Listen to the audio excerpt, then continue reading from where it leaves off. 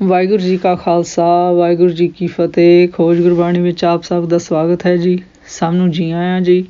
ਆਓ ਅਸੀਂ ਸਾਰੇ ਮਿਲ ਕੇ ਪਹਿਲਾ ਸ਼ਬਦ ਦਾ ਉਚਾਰਨ ਅਤੇ ਉਸ ਤੋਂ ਉਪਰੰਤ ਉਸ ਦੇ ਅਰਥ ਕਰਾਂਗੇ। ਅੱਜ ਗੌੜੀ ਮਹੱਲੇ ਪਹਿਲੇ ਦੇ 7ਵੇਂ ਸ਼ਬਦ ਦੀ ਵਾਰੀ ਹੈ ਜੀ। ਗੌੜੀ ਮਹੱਲਾ ਪਹਿਲਾ। ਖਿਮਾ ਗਈ ਬਰਸੀਤ ਸੰਤੋਖ, ਰੋਗ ਨ ਵਿਆਪੇ ਨਾ ਜਮ ਦੋਖ, ਮੁਕਤ ਭਏ ਪ੍ਰਭ ਰੂਪ ਨ ਰੇਖ, ਜੋਗੀ ਕਿਉ ਕੈਸਾ ਡਰ ਹੋਏ, ਰੁਖ ਬਿਰਖ ਗ੍ਰਹਿ ਬਾਹਰ ਸੋਏ ਰਹਾਓ, ਨਿਰਭਉ ਜੋਗੀ ਨਿਰੰਜਨ ਧਿਆਵੈ, ਅੰਦਨ ਜਾਗੇ ਸਚ ਲਿਵ ਲਾਵੈ, ਸੋ ਜੋਗੀ ਮੇਰੇ ਮਨ ਭਾਵੈ, ਕਾਲ ਜਾਲ ਬ੍ਰਭ ਅਗਨੀ ਜਾਰੈ, ਜਰਾ ਮਰਨ ਗਤ ਗਰਭ ਨਿਵਾਰੈ, ਆਪ ਤਰੇ ਪਿਤਰੀ ਨਿਸਤਾਰੈ, ਸਤਿਗੁਰ ਸੇਵੇ ਸੋ ਜੋਗੀ ਹੋਏ, ਪਹਿ ਰਚ ਰਹੇ ਸੋ ਨਿਰਭਉ ਹੋਏ, ਜੈਸਾ ਸੇਵੇ ਤੈਸਾ ਹੋਏ, ਨਰ ਨੈ ਕੇਵਲ ਨਿਰਭਉ ਨਾਉ, ਨਾਥੇ ਨਾਥ ਕਰੇ ਬਲ ਜਾਓ, ਪੁਨਰਪ ਜਨਮ ਨਾਹੀ ਗੁਣ ਗਾਓ, ਅੰਤਰ ਬਾਹਰ ਏਕੋ ਜਾਣੇ, ਗੁਰ ਕੇ ਸਬਦੇ ਆਪ ਪਛਾਣੇ, ਸਾਚੇ ਸ਼ਬਦ ਦਰ ਨਿਸਾਣੇ, ਸ਼ਬਦ ਮਰੇ ਤਿਸ ਨਿਜ ਕਰ ਵਾਸਾ, ਆਵੇ ਨਾ ਜਾਵੇ ਚੂਕੇ ਆਸਾ, ਗੁਰ ਕੇ ਸ਼ਬਦ ਕਵਲ ਪਰਗਾਸਾ, ਜੋ ਦਿਸੇ ਸੋ ਆਸ ਨਿਰਾਸਾ, ਕਾਮ ਕ੍ਰੋਧ ਬਿਖ ਭੂਖ ਪਿਆਸਾ, ਨਾਨਕ ਬਿਰਲੇ ਮਿਲੇ ਉਦਾਸਾ, ਜੋ ਦਿਸੇ ਸੋ ਆਸ ਨਿਰਾਸਾ, ਕਾਮ ਕ੍ਰੋਧ ਬਿਖ ਭੂਖ ਪਿਆਸਾ, ਨਾਨਕ ਬਿਰਲੇ ਮਿਲੇ ਉਦਾਸਾ। ਇਸ ਸ਼ਬਦ ਵਿੱਚ ਗੁਰੂ ਜੀ ਸਾਨੂੰ ਕਹਿੰਦੇ ਹਨ ਕਿ ਜਿਨ੍ਹਾਂ ਜੋਗੀ ਰੂਪ ਗੁਰਮੁਖਾਂ ਨੇ ਖੇਮਾ ਨੂੰ ਧਾਰਨ ਕਰ ਲਿਆ ਹੈ ਜੀ, ਭਾਵ ਜਿਨ੍ਹਾਂ ਨੇ ਗੁਰਸ਼ਬਦ ਗੁਰਬਾਣੀ ਨਾਮ ਦੁਆਰਾ ਸੰਤੋਖ ਨੂੰ ਧਾਰਨ ਕਰ ਲਿਆ ਹੈ, ਭਾਵ ਉਹਨਾਂ ਦੇ ਅੰਦਰ ਸੰਤੋਖ ਆ ਗਿਆ ਹੈ ਜੀ। ਫਿਰ ਗੁਰੂ ਜੀ ਕਹਿੰਦੇ ਹਨ ਇਹੋ ਹੀ ਉਹਨਾਂ ਦਾ ਸੀਲ ਸੰਤੋਖ, ਭਾਵ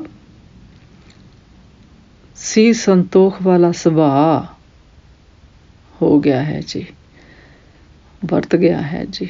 ਫਿਰ ਗੁਰੂ ਜੀ ਕਹਿੰਦੇ ਹਨ ਉਹਨਾਂ ਜੋਗੀ ਰੂਪ ਗੁਰਮੁਖਾਂ ਨੂੰ ਨਾ ਕੋਈ ਹੋਰ ਰੋਗ ਵਿਆਪਤਾ ਹੈ ਜੀ, ਅਤੇ ਨਾ ਹੀ ਜਮਾਂ ਦਾ ਦੁੱਖਾਂ ਦਾ ਡਰ ਲੱਗਦਾ ਹੈ ਜੀ, ਭਾਵ ਉਹ ਗੁਰਮੁਖ ਗੁਰਸ਼ਬਦ ਗੁਰਬਾਣੀ ਨਾਮ ਦੁਆਰਾ ਮੁਕਤ ਹੋ ਗਏ ਹਨ ਜੀ, ਭਾਵ ਸੁੱਖ ਦੁੱਖ ਤੋਂ ਵਿਕਾਰਾਂ ਤੋਂ ਰਹਿਤ ਪਰਮੇਸ਼ਰ ਦਾ ਇੱਕ ਰੂਪ, ਭਾਵ ਪਰਮੇਸ਼ਰ ਦਾ ਇੱਕ ਅੰਸ਼ ਹੋ ਗਏ ਹਨ ਜੀ।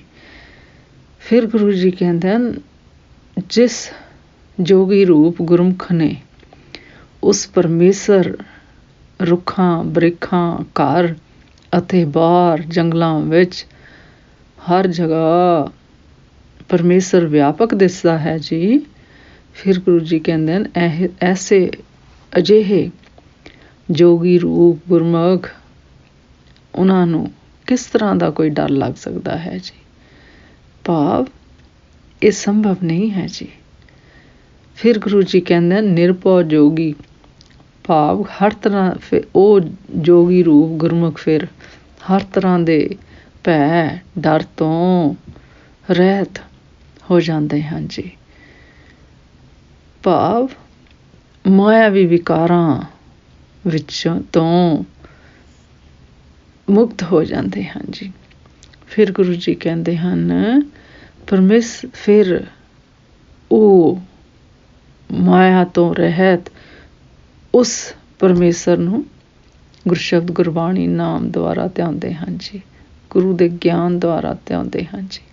ਫਿਰ ਗੁਰੂ ਜੀ ਕਹਿੰਦੇ ਹਨ ਇਸ ਤਰ੍ਹਾਂ ਦੇ ਜੋਗੀ ਰੂਪ ਗੁਰਮੁਖ ਅਨ ਦਿਨ, ਭਾਵ ਦਿਨ ਰਾਤ ਹਰ ਵੇਲੇ ਗੁਰਸ਼ਬਦ ਗੁਰਬਾਣੀ ਨਾਮ ਸਿਮਰਨ ਕਰਕੇ ਜਾਗਦੇ ਹਨ ਜੀ, ਅਤੇ ਸੱਚ ਵਿੱਚ ਆਪਣਾ ਹਿਰਦਾ ਲਿਵ ਸੁਰਤ ਨੂੰ ਜੋੜਦੇ ਹਨ ਜੀ। ਫਿਰ ਗੁਰੂ ਜੀ ਕਹਿੰਦੇ ਹਨ ਉਹ ਜੋਗੀ ਰੂਪ ਗੁਰਮੁਖ ਮੇਰੇ ਮਨ ਨੂੰ ਭਾਂਦੇ ਭਾਵੇ ਹਰ ਭਾਵ ਚੰਗੇ ਲੱਗਦੇ ਹਨ ਜੀ। ਫਿਰ ਗੁਰੂ ਜੀ ਕਹਿੰਦੇ ਹਨ ਜਿਹੜੇ ਜੋਗੀ ਰੂਪ ਗੁਰਮੁਖ ਕਾਲ ਜਾਲ ਭਾਵ ਮੌਤ ਰੂਪੀ ਜਾਲ ਨੂੰ ਬ੍ਰਹਮਾ ਅਗਨੀ ਜਾਰੇ ਭਾਵ ਆਪਣੇ ਗੁਰਗਿਆਨ ਗੁਰਸ਼ਬਦ ਨਾਮ ਦੀ ਅਗਨੀ ਨਾਲ ਸਾੜ ਲੈਂਦੇ ਹਨ ਜੀ, ਭਾਵ ਕਾਬੂ 'ਚ ਕਰ ਲੈਂਦੇ ਹਨ ਜੀ, ਖਤਮ ਕਰ ਲੈਂਦੇ ਹਨ ਜੀ। ਫਿਰ ਗੁਰੂ ਜੀ ਕਹਿੰਦੇ ਹਨ ਉਹ ਜੋਗੀ ਰੂਪ ਗੁਰਮੁਖ ਆਪਣੇ ਹੰਕਾਰ ਨੂੰ ਦੂਰ ਕਰਕੇ ਆਪਣਾ ਵਡੇਪਾ ਅਤੇ ਮੌਤ ਦਾ ਡਰ ਦੂਰ ਕਰ ਲੈਂਦੇ ਹਨ ਜੀ, ਭਾਵ ਉਹ ਫਿਰ ਆਵਾਗਮਨ ਦੇ ਚੱਕਰ ਵਿੱਚ ਨਹੀਂ ਪੈਂਦੇ ਜੀ। ਫਿਰ ਗੁਰੂ ਜੀ ਕਹਿੰਦੇ ਹਨ ਉਹ ਆਪ ਇਸ ਸੰਸਾਰ ਸਾਗਰ ਤੋਂ ਤਰਦੇ ਹਨ ਜੀ ਅਤੇ ਆਪਣੇ ਪਿਤਰਾਂ ਵਡੇਰਿਆਂ ਨੂੰ ਵੀ ਤਾਰ ਲੈਂਦੇ ਹਨ ਜੀ, ਭਾਵ ਜਿਹੜੇ ਵੀ ਉਹਨਾਂ ਦੇ ਸੰਗੀ ਸਾਥੀ ਹੁੰਦੇ ਹਨ ਉਹਨਾਂ ਨੂੰ ਵੀ ਗੁਰਸ਼ਬਦ ਗੁਰਬਾਣੀ ਨਾਮ ਨਾਲ ਲਗਾਉਂਦੇ ਹਨ ਜੀ। ਫਿਰ ਗੁਰੂ ਜੀ ਕਹਿੰਦੇ ਹਨ ਜੋ ਸਤਿਗੁਰ ਨੂੰ ਸੇਵੇ ਭਾਵ ਗੁਰਸ਼ਬਦ ਗੁਰੂ ਦਾ ਗਿਆਨ ਸਹੀ ਅਰਥਾਂ ਵਿੱਚ ਸੇਵੇ ਭਾਵ ਸੇਵਾ ਕਰਦਾ ਹੈ, ਭਾਵ ਅੰਦਰ ਆਪਣੇ ਹਿਰਦੇ ਵਿੱਚ ਟਿਕਾਉਂਦਾ ਹੈ। ਫਿਰ ਗੁਰੂ ਜੀ ਕਹਿੰਦੇ ਉਹੀ ਜੋਗੀ ਰੂਪ ਸੱਚੇ ਹੁੰਦੇ ਹਨ ਜੀ।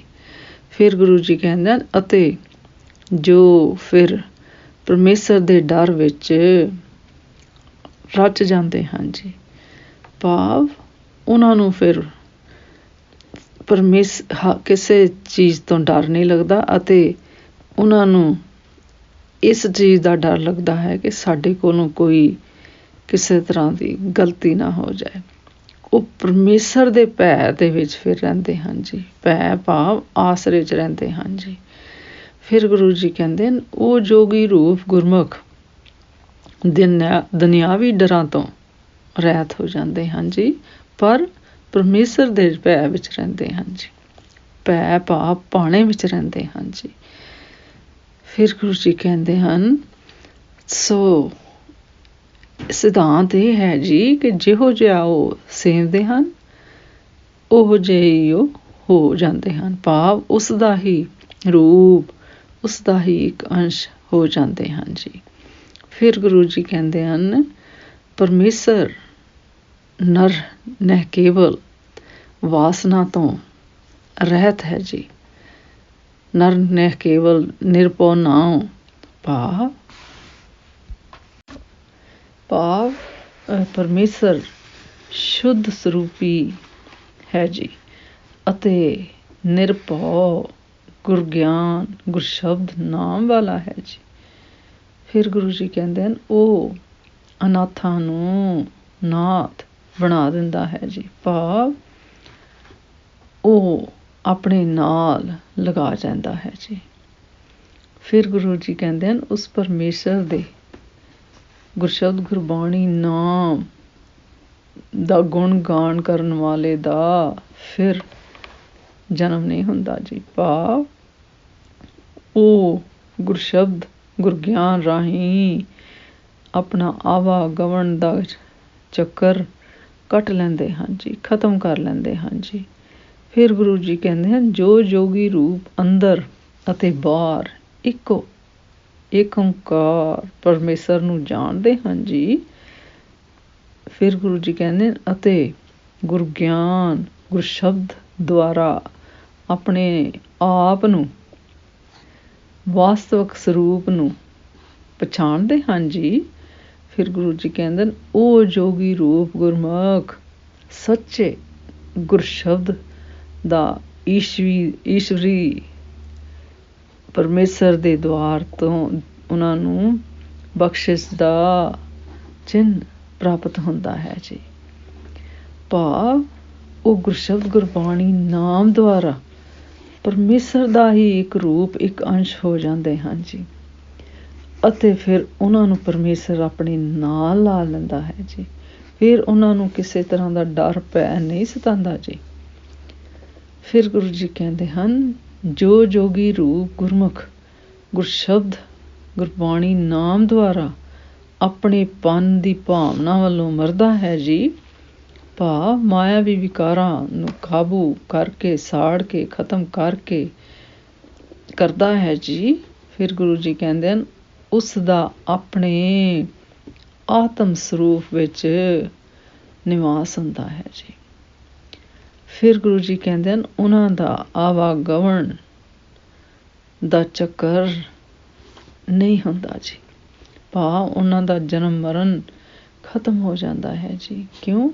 ਕਿਉਂਕਿ ਉਹ ਗੁਰਸ਼ਬਦ ਗੁਰਬਾਣੀ ਨਾਮ ਦੁਆਰਾ ਪਰਮੇਸ਼ਰ ਦੇ ਨਾਲ ਜੁੜ ਗਏ ਹਨ ਜੀ, ਉਸ ਦਾ ਹੀ ਇੱਕ ਰੂਪ ਹੋ ਗਏ ਹਨ ਜੀ। ਫਿਰ ਗੁਰੂ ਜੀ ਕਹਿੰਦੇ ਹਨ, ਉਹਨਾਂ ਨੂੰ ਤ੍ਰਿਸ਼ਨਾਵਾਂ ਆਸ਼ਾਵਾਂ ਸਭ ਖਤਮ ਹੋ ਜਾਂਦੀਆਂ ਹਨ ਜੀ।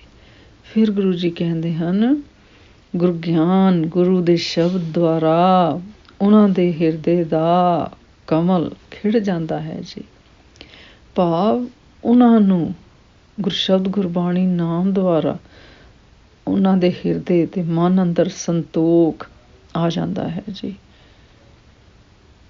ਫਿਰ ਗੁਰੂ ਜੀ ਕਹਿੰਦੇ ਹਨ, ਅਸਲ ਵਿੱਚ ਇਸ ਸੰਸਾਰ ਵਿੱਚ ਜੋ ਦਿਸਦਾ ਹੈ ਜੀ, ਫਿਰ ਗੁਰੂ ਜੀ ਕਹਿੰਦੇ ਹਨ, ਉਹ ਆਸਾਂ ਦੀ ਪ੍ਰਾਪਤੀ ਵੱਲੋਂ ਨਿਰਾਸ਼ ਹੀ ਦਿਸਦਾ ਹੈ ਜੀ। ਫਿਰ ਗੁਰੂ ਜੀ ਕਹਿੰਦੇ ਹਨ, ਕਾਮ ਕ੍ਰੋਧ ਅਤੇ ਮਾਇਆਵੀ ਵਿਕਾਰਾਂ ਦੀ ਵਿਸ਼ਿਆਂ ਦੀ ਉਹਨਾਂ ਨੂੰ ਭੁੱਖ ਅਤੇ ਪਿਆਸ ਲੱਗੀ ਰਹਿੰਦੀ ਹੈ ਜੀ। ਫਿਰ ਗੁਰੂ ਜੀ ਕਹਿੰਦੇ ਹਨ, ਗ੍ਰਹਿਸਥ ਵਿੱਚ ਉਦਾਸ ਰਹਿਣ ਵਾਲਿਆਂ ਨੂੰ, ਭਾਵ ਗ੍ਰਹਿਸਥ ਜੀਵਨ ਵਿੱਚ ਗੁਰਸ਼ਬਦ ਗੁਰਬਾਣੀ ਨਾਮ ਨਾਲ ਜੁੜਨ ਵਾਲੇ ਕੋਈ ਵਿਰਲੇ ਹੀ ਜੋਗੀ ਰੂਪ ਗੁਰਮੁਖ ਮਿਲਦੇ ਹਨ ਜੀ। ਇਸ ਸ਼ਬਦ ਦਾ ਸਾਰ ਇਸ ਤਰ੍ਹਾਂ ਕਰੀਏ ਜੀ। ਇਸ ਸ਼ਬਦ ਵਿੱਚ ਲੱਗਦਾ ਹੈ, ਗੁਰੂਆਂ ਦੇ ਸਮੇਂ ਜੋ ਜੋਗ ਮਤ ਦਾ ਬੜਾ ਬੋਲਬਾਲਾ ਸੀ ਅਤੇ ਲੋਕਾਂ ਅੰਦਰ ਜੋਗੀਆਂ ਦਾ ਕਠਨ ਸਾਧਨਾ ਰਿੱਧੀਆਂ ਸਿੱਧੀਆਂ ਦੀ ਸ਼ਕਤੀ ਦਾ ਸਤਿਕਾਰ ਅਤੇ ਭੈ ਸੀ, ਡਰ ਸੀ। ਪਰ ਸਾਡੇ ਗੁਰੂਆਂ ਨੇ, ਸਾਡੇ ਗੁਰੂ ਬਾਬਾ ਜੀ ਨੇ ਅਧਿਆਤਮਕ ਗਿਆਨ ਦੁਆਰਾ ਸਾਰਿਆਂ ਨੂੰ ਪਰਖ ਲਿਆ ਸੀ, ਭਾਵ ਜਾਣ ਲਿਆ ਸੀ ਕਿ ਇਹ ਜੋਗੀਆਂ ਦੇ ਅੰਦਰ ਕਾਮ ਕ੍ਰੋਧ ਅਹੰਕਾਰਾਂ ਦਾ ਵੱਡਾ ਗੁਮਾਨ ਹੰਕਾਰ ਹੈ ਜੀ, ਗਵਾਰ ਹੈ ਜੀ। ਕਿਉਂਕਿ ਉਹ ਦਵੈਤ ਵਿੱਚ ਵਿਚਰਦੇ ਸਨ, ਉਹਨਾਂ ਨੂੰ ਨਾ ਸ਼ਬਦ ਦੀ ਕੋਈ ਸਮਝ ਸੀ ਜੀ ਅਤੇ ਨਾ ਸੱਚੇ ਪਰਮੇਸ਼ਰ ਦੇ ਭੈ ਵਿੱਚ ਟਿਕਣ ਦੀ ਜਾਚ ਸੀ, ਕਿਉਂਕਿ ਉਹ ਤਾਂ ਰਿੱਧੀਆਂ ਸਿੱਧੀਆਂ ਦੇ ਨੂੰ ਪਾਉਣ ਵਿੱਚ ਲੱਗੇ ਰਹਿੰਦੇ ਸਨ ਜੀ। ਫਿਰ ਗੁਰੂ ਜੀ ਕਹਿੰਦੇ ਹਨ, ਆਪ ਮੁਹਾਰੇ ਹੀ ਰਿੱਧੀਆਂ ਸਿੱਧੀਆਂ ਦੇ ਨਾਟਕ ਕਰਕੇ ਉਹ ਲੋਕਾਂ ਨੂੰ ਵਸ ਵਿੱਚ ਕਰਕੇ ਖੁਸ਼ ਹੁੰਦੇ ਸਨ ਜੀ। ਸਾਡੇ ਸਤਿਗੁਰੂ ਗੁਰੂ ਜੀ ਨੇ ਅੰਮ੍ਰਿਤ ਰੂਪ ਸ਼ਬਦ ਰਾਹੀਂ ਇਹਨਾਂ ਜੋਗੀਆਂ ਨੂੰ ਸਹੀ ਸੇਧ ਦੀ ਬਖਸ਼ਿਸ਼ ਕੀਤੀ ਹੈ ਜੀ ਕਿ ਅਸਲ ਜੋਗ ਕੀ ਹੈ। ਫਿਰ ਗੁਰੂ ਜੀ ਕਹਿੰਦੇ ਹਨ, ਜਿਹੜੇ ਜੋਗੀ ਰੂਪ ਗੁਰਮੁਖ ਦੂਜੇ ਮਨੁੱਖ ਦਾ ਕ੍ਰੋਧ ਸਹਾਰਦਾ ਹੈ, ਜਿਸ ਦੇ ਸੁਭਾਅ ਵਿੱਚ ਖਿਮਾ ਵਾਲਾ ਗੁਣ ਆ ਗਿਆ ਹੈ ਜੀ ਅਤੇ ਵਰਤ ਰੱਖਣ ਦੀ ਥਾਂ ਤੇ ਸੰਤੋਖੀ ਬਣ ਗਿਆ ਹੈ ਜੀ। ਫਿਰ ਗੁਰੂ ਜੀ ਕਹਿੰਦੇ ਹਨ, ਐਸੇ ਨਿਰਭਉ ਜੋਗੀ ਰੂਪ ਗੁਰਮੁਖ, ਉਹਨਾਂ ਨੂੰ ਨਾ ਹਉਮੈ ਦਾ ਰੋਗ ਲੱਗਦਾ ਹੈ ਜੀ, ਨਾ ਮਾਇਆਵੀ ਵਿਕਾਰ ਲੱਗਦੇ ਹਨ ਜੀ ਅਤੇ ਨਾ ਹੀ ਜਮਾਂ ਦਾ ਦੁੱਖ ਸਤਾਉਂਦਾ ਹੈ ਜੀ। ਫਿਰ ਗੁਰੂ ਜੀ ਕਹਿੰਦੇ ਹਨ, ਜਿਹੜੇ ਜੋਗੀ ਰੂਪ ਗੁਰਮੁਖ ਰੁੱਖਾਂ ਬਿਰਖਾਂ ਘਰ ਬਾਹਰ ਜੰਗਲਾਂ ਵਿੱਚ ਸਿਰਫ ਕੇਵਲ ਅਤੇ ਕੇਵਲ ਇੱਕ ਨਿਰਭਉ ਨਿਰੰਕਾਰ ਕਰਤਾ ਪੁਰਖ ਨੂੰ ਧਿਆਉਂਦੇ ਹਨ ਜੀ। ਫਿਰ ਗੁਰੂ ਜੀ ਕਹਿੰਦੇ ਹਨ ਉਹਨਾਂ ਨੂੰ ਕਿਸ ਤਰ੍ਹਾਂ ਕਿਸੇ ਦਾ ਭੈ ਡਰ ਲੱਗ ਸਕਦਾ ਹੈ ਜੀ। ਭਾਵ ਉਹ ਤਾਂ ਨਿਰਭਉ ਦਾ ਹੀ ਰੂਪ ਬਣ ਜਾਂਦੇ ਹਨ ਜੀ। ਭਾਵ ਉਹ ਤਾਂ ਪਰਮੇਸ਼ਰ ਦਾ ਹੀ ਇੱਕ ਅੰਸ਼ ਬਣ ਜਾਂਦੇ ਹਨ ਜੀ। ਫਿਰ ਗੁਰੂ ਜੀ ਕਹਿੰਦੇ ਹਨ ਅਸਲੀ ਜੋਗੀ ਰੂਪ ਗੁਰਮੁਖ ਉਹ ਹਨ ਜੀ ਜੋ ਸਤਿਗੁਰ ਦੀ ਸੇਵਾ, ਬਾਰ ਗੁਰੂ ਗਿਆਨ ਦੀ ਸੇਵਾ, ਗੁਰਸ਼ਬਦ ਗੁਰਬਾਣੀ ਨਾਮ ਸਿਮਰਨ ਵਿੱਚ ਟਿਕਦੇ ਹਨ ਜੀ। ਫਿਰ ਗੁਰੂ ਜੀ ਕਹਿੰਦੇ ਹਨ ਜੋ ਸੱਚੇ ਜੋਗੀ ਰੂਪ ਗੁਰਮੁਖ ਹਨ ਜੀ ਉਹ ਆਪਣਾ ਜੀਵਨ ਗੁਰਸ਼ਬਦ ਗੁਰਬਾਣੀ ਨਾਮ ਦੁਆਰਾ ਨਿਰਭਉ ਭਾਵ ਭੈ ਰਹਿਤ ਕਿਸੇ ਤਰ੍ਹਾਂ ਦੇ ਡਰ ਤੋਂ ਬਿਨਾਂ ਬਤੀਤ ਕਰਦੇ ਹਨ ਜੀ। ਫਿਰ ਗੁਰੂ ਜੀ ਕਹਿੰਦੇ ਜਿਹੜੇ ਜੋਗੀ ਆਸਾ ਵਿੱਚ, ਨਿਰਾਸ਼ਾ ਵਿੱਚ, ਕਾਮ ਕ੍ਰੋਧ ਦੀ ਭੁੱਖ ਤੇ ਪਿਆਸ ਵਾਲੇ ਹਨ ਜੀ ਉਹ ਨਿਰਭਉ ਕਿਸ ਤਰ੍ਹਾਂ ਹੋ ਸਕਦੇ ਹਨ ਜੀ। ਫਿਰ ਗੁਰੂ ਜੀ ਕਹਿੰਦੇ ਹਨ ਜੋ ਜੋਗੀ ਰੂਪ ਗੁਰਮੁਖ ਹਨ ਜੀ ਉਹ ਕੋਈ ਵਿਰਲੇ ਹੀ ਹਨ ਜੀ ਜੋ ਮਨ ਹੀ ਮੇ ਉਦਾਸਾ ਦੇ ਧਾਰਨੀ ਹੁੰਦੇ ਹਨ ਜੀ।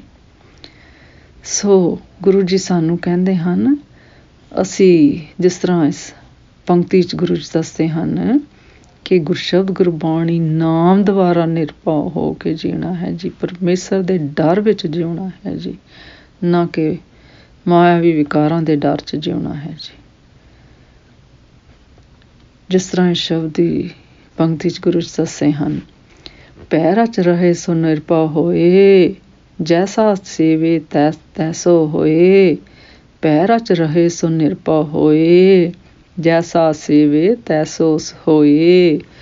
ਅੱਜ ਦਾ ਵਿਚਾਰ ਕਰਦਿਆਂ ਮੇਰੇ ਕੋਲੋਂ ਅਨੇਕਾਂ ਭੁੱਲਾਂ ਹੋਈਆਂ ਹੋਣਗੀਆਂ, ਉਸ ਵਾਸਤੇ ਮੈਂ ਖਿਮਾ ਦੀ ਜਾਚਕ ਹਾਂ ਜੀ। ਵਾਹਿਗੁਰੂ ਜੀ ਕਾ ਖਾਲਸਾ, ਵਾਹਿਗੁਰੂ ਜੀ ਕੀ ਫਤਿਹ।